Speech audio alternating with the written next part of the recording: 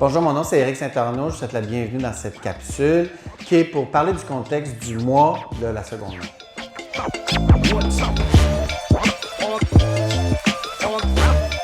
Le mois de septembre, le mois de la seconde main, a été une initiative qui a été créée par Oxfam pour sensibiliser les gens à consommer usagé pendant un mois complet. Bon, on le sait que l'industrie complète de la consommation, oui, il y a un impact environnemental, mais l'industrie du textile est un des impacts les plus élevés contre l'environnement.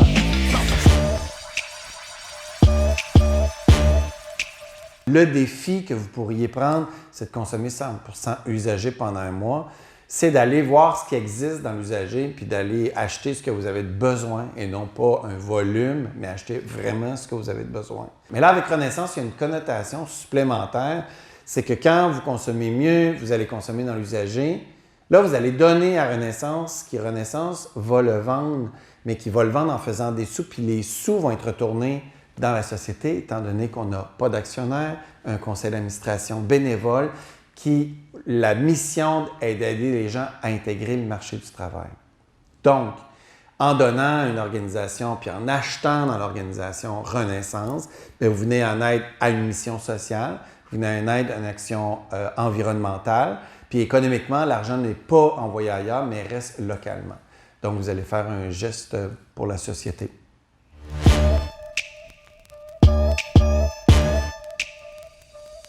Les écollaborateurs, c'est un peu un modèle qui a été créé à Renaissance où ce qu'on prend des gens qui sont très impliqués dans la société ou qui sont impliqués dans les médias sociaux puis qui vont promouvoir ou solliciter le don usager, mais promouvoir l'utilisation de l'usager en donnant des exemples de comment s'habiller, comment se faire une garde-robe à petit prix.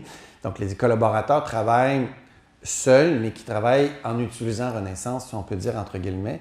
Donc, ils vont finir par travailler conjointement avec Renaissance puis promouvoir non pas la marque, mais davantage le comment, le pourquoi, quoi faire, qu'est-ce qu'on peut faire avec l'usager, puis qu'est-ce que ça va donner comme impact environnemental, social, mais financier à l'individu et à la famille.